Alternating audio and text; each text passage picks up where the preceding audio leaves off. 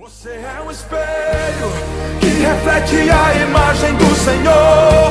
Não chore se o mundo ainda não notou. A paz do Senhor, irmãos. Amém?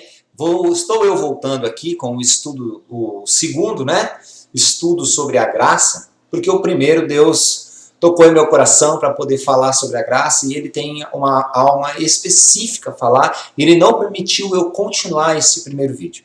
Mas no segundo vídeo agora eu vou, por ordem dele, que ele me autorizou, faça o segundo vídeo e o Senhor vai estar falando com a gente sobre a palavra graça. Amém? Querido Deus, eterno Pai, Deus, em nome de Jesus, Tu és um Deus santo, um Deus tremendo, um Deus puro, um Deus verdadeiro e um Deus de justiça, um Deus de graça. Nos abençoe e derrame a Sua graça sobre mim e o nome do Senhor seja glorificado. Amém. Irmãos, o que é graça para você? O que um líder já ensinou você o que é graça? Em 2 Coríntios, capítulo 12, versículo 10, diz assim: Sim, me agrado das fraquezas, dos insultos, das dificuldades, das perseguições e dos problemas, suportando-vos por causa do Messias. Quando estou fraco, aí estou forte. No versículo 9 diz assim: Mas o Senhor me diz, a minha graça te basta. Irmão, Paulo está falando no versículo 9 que a graça do Senhor basta para ele. O Senhor respondeu para ele, E Paulo também no versículo 10 diz: Sim, me agrado das fraquezas, dos insultos, das dificuldades, das perseguições e dos problemas, por causa do Messias. Quando estou fraco, aí estou forte. Irmãos, Paulo, versículo 8, ele fala, 2 Coríntios, capítulo 12, ele fala assim: Satanás enviou um mensageiro, ou seja, não foi o próprio Satanás que veio tentar Paulo, mas foi um mensageiro de Satanás, ou seja, um demônio que foi enviado com uma ordem do inferno para tentar a Paulo. E Paulo, imagina bem, Jesus diz assim, todo poder foi me dado no céu e na terra, e esse poder eu vos dou. Paulo tinha o poder na mão, irmão, mas ele não conseguiu vencer o demônio. Interessante, Todo poder tinha e não conseguiu vencer o demônio. Por que esse poder, então, não atuou na vida de Paulo? Porque, irmão, Deus trabalha, Ele conhece o coração do homem, e entende o coração do homem, e entende a necessidade do homem, e sabe quando o homem pode pecar. Porque antes de nascer, ele já era. Então, ele não permitiu o demônio sair da vida de Paulo. Por quê? Porque Paulo poderia transgredir o mandamento divino. O orgulho poderia entrar na vida de Paulo. A soberba poderia entrar em Paulo. Então, o pecado poderia entrar em Paulo. Poderia, não estou afirmando. E o que Deus fez? Ele falou assim: todo poder tem, mas Paulo, esse daí eu não vou deixar esse poder fluir em você, não. Então, irmãos, Deus permitiu o demônio tocar em Paulo.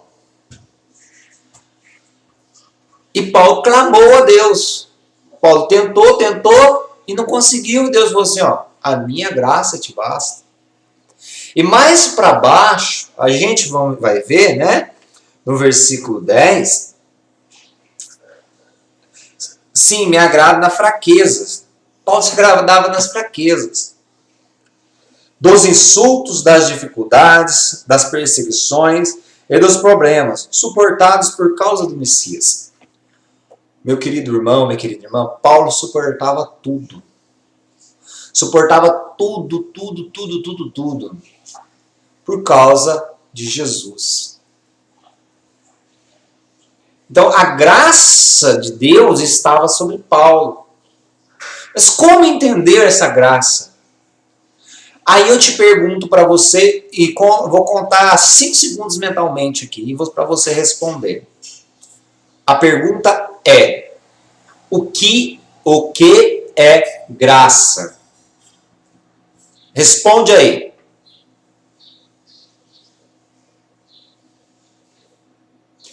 Respondeu?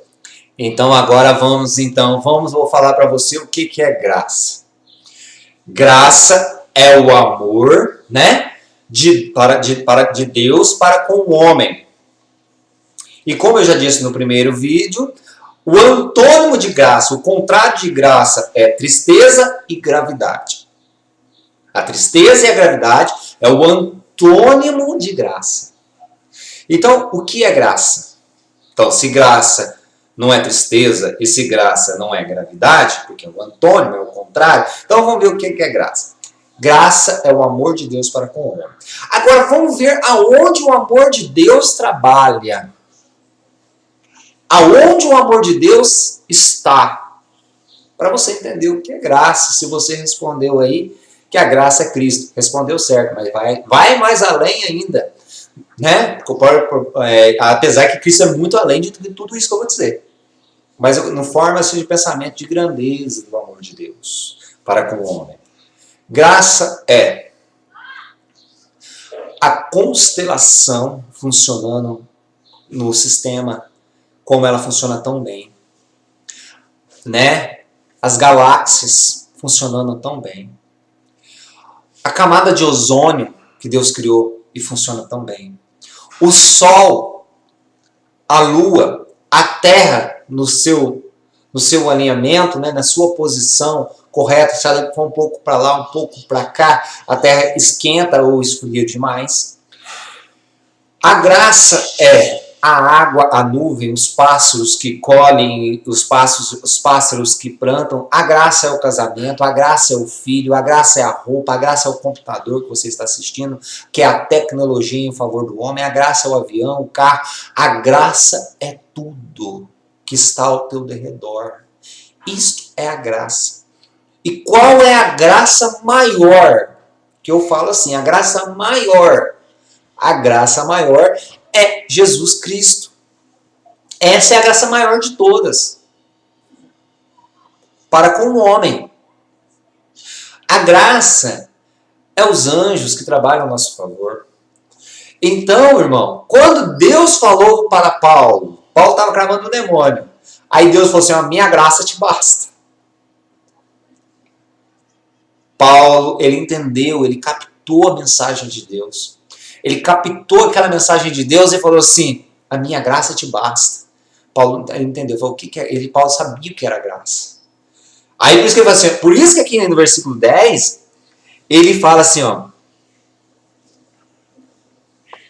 Deixa eu ler aqui, minha Bíblia, os versículos são misturados, irmãos. E às vezes demora um pouquinho eu achar. Eu me agrado na fraqueza. Por quê? O que você aprende na fraqueza? Que na fraqueza, depois da fraqueza, você vence a fraqueza e você fica mais forte. A graça, fortaleza. A tristeza, ela serve de experiência para que você não torne o mesmo erro. Ela é uma forma de graça. Ainda que a tristeza, né? Fala tristeza sentimental, não é aquela tristeza de pessoas sem a graça de Deus. Que o antônimo de graça, como eu disse, o antônimo de graça, ela é para e a gravidade são as pessoas sem a graça de Deus. Depois eu comento um pouco sobre isso, amém? Mas que na fraqueza, o que a fraqueza gera? A fraqueza gera desânimo, a fraqueza gera tristeza. Então, irmão, mas para um homem de Deus, ela se transforma em graça. Para um homem sem Deus, ela transforma em derrota, em gravidade na vida. Dos insultos, você é insultado. Paulo, o que Paulo fez? Paulo se alegrava dos insultos. Porque a graça de Deus estava sobre ele. Por quê? Você só é insultado, eu só sou insultado porque nós incomodamos. Nós incomodamos por quê? Porque o rosto de Deus brilha em nós, o brilho do Espírito Santo brilha em nós e incomoda as pessoas e as pessoas se sentem insultadas. Ainda que nós não façamos, o que nós faz, irmão? Irmão, nós vai na igreja, né? Igual o pregador pregou na igreja, eu achei muito interessante, ele falou assim, ó, nós somos um povo que somos chamado de crentinho. A porta da igreja é aberta para quem quer entrar, ninguém é obrigado a ficar lá dentro. Dá dízimo quem quer, dá oferta quem quer. Não paga para entrar, não paga para sair. Irmão, o que nós fazemos para a sociedade de mal? Nós oramos por eles, nós abençoamos eles. E eles nos insultam, irmão. Por quê? Porque a graça de Deus está sobre nós.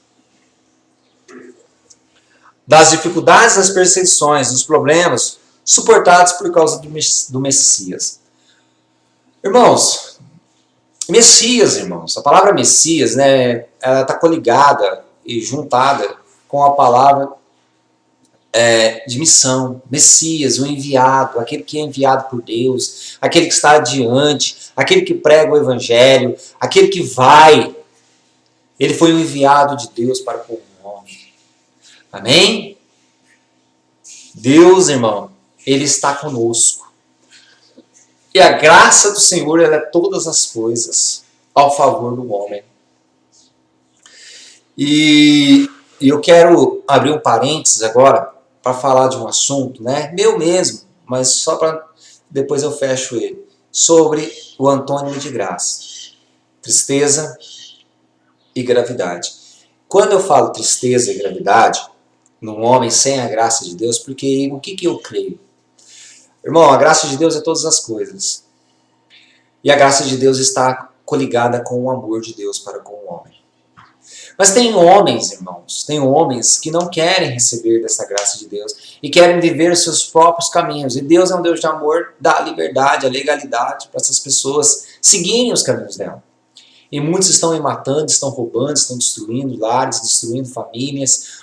O nosso país e o mundo está de mal a pior, infelizmente. Com tristeza no coração eu digo isso. E eu quero dizer a você, irmão, então que a tristeza e a gravidade têm entrado na vida dessas pessoas de uma tal forma que elas têm vivido por misericórdia a Deus. Eu creio assim, que essas pessoas têm vivido pela misericórdia de Deus. Deus tem dado misericórdia para essas pessoas, para que essas pessoas possam viver ainda um dia a presença de Deus na vida delas e se transformar. É como uma plantinha aí no seu quintal. Ela está quase morta. Mas parece que ela perdeu a graça de Deus. Ela não tem a graça de Deus, mas está morrendo. Mas você vai lá, pega a jarra e todos os dias joga um gole d'água nela. Todo dia você joga um gole d'água nela. Quando você vê ela criar forças, você vê a raiz dela renovar, e você vê as folhas dela verdejar, e você vê elas crescerem. Assim são as pessoas aí fora. Elas não têm a graça de Deus. Mas quando você chega com a graça da palavra de Deus, que é a água, que é Jesus Cristo, Jesus diz, eu sou o rio da água da vida. E você começa a regar essas plantinhas, e essa pessoa estava andando na misericórdia de Deus. Agora você vem com a graça, que é a palavra de Deus, a graça, que é Jesus. Essas pessoas, elas rebrotam, renovam suas forças, e aquilo que era velho, que estava prestes à morte, começa a reviver. E quando vê, irmão, nasce, dá frutos e frutos bons. Amém? Então, a tristeza e a gravidade, né, o antônimo da graça para essas pessoas. Fecha aspas. Irmãos, então, voltando, eu quero dizer para você o seguinte. Abra teu coração e dê entendimento à graça de Deus. Porque a graça de Deus é muito grande para a tua vida e para a minha vida. E Deus tem, e dentro da graça, o que trabalha dentro da graça? Como Deus trabalha dentro da graça? Deus trabalha dentro da graça com o seguinte, primeiramente, Jesus Cristo. Você aceitar Ele como Messias e como teu mestre. O que é mestre? Você aceitar um ancião, um ser mais velho que você, mais experiente do que você, que tem conselhos para te dar, conselhos nas horas difíceis, e se alegra com você e se entristece com você. O mestre nunca deixa seus discípulos perdidos. O mestre, ele sempre dá conselhos para os seus discípulos em que caminho deve seguir, em que caminho que deve andar, em que caminho a prosseguir. Então o mestre, ele nunca vira as costas para os seus discípulos, mas sempre ajuda os seus discípulos a caminhar pela terra, fazendo eles sair da posição de discípulos para se tornarem mestres, para agregar outras pessoas a eles, para se tornarem mestres também. Então é como, irmão, uma bolinha jogada entre a neve, uma montanha de neve, vai virar uma grande bola de neve. É assim o reino dos céus. Você semeia uma bolinha e viram uma grande bola de neve. Por quê? Porque o reino de Deus, ele não tem pontas, ele é redondo, ele é para todos. Todo mundo circula nele, ninguém se esconde. Amém? É como uma esfera, né? Uma esfera e o núcleo é cheio de água. E essa água no núcleo jorra para todos os cantos nessa esfera.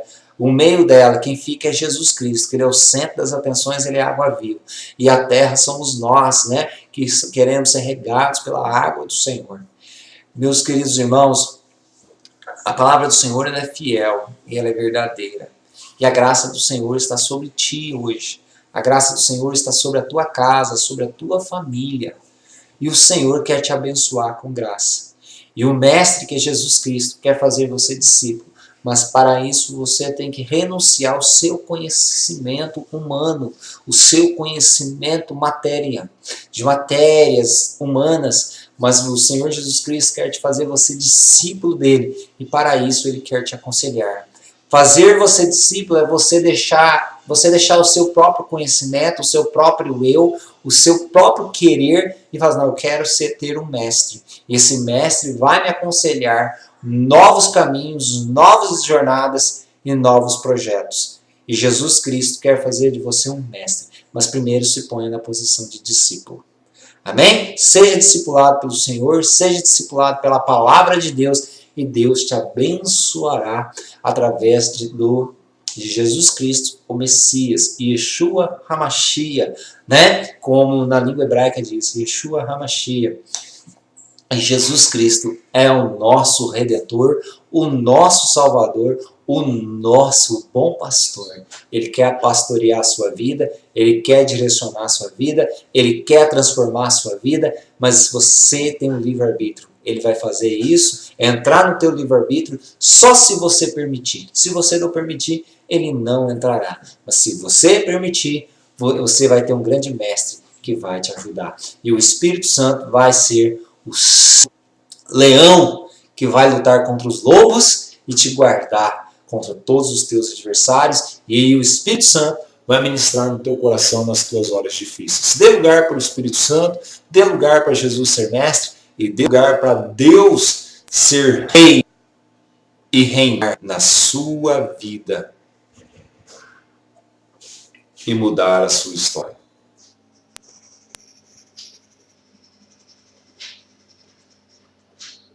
Amém? Paz, Senhor, irmãos. E Deus abençoe. Glória a Deus. Se inscreva no meu canal, Douglas Reis 123 @outlook.com.br, né? Este é o meu e-mail para você mandar qualquer dúvida, qualquer assunto que você quiser saber. Vai lá, irmãos. Manda para mim no meu e-mail. E o nome do Senhor será glorificado. Que Deus te abençoe, te guarde, ilumine o teu dia, o amanhecer, o entardecer e o anoitecer. Que o Senhor ilumine o seu rosto sobre ti e que a tua casa resplandeça a glória do Senhor. E que o poder do Senhor Jesus Cristo te liberte de todas as trevas. E que o Espírito Santo seja uma candeia cheia de azeite para te iluminar, te guardar e te encher do fogo do Senhor. A paz, Senhor, em nome de Jesus. Amém.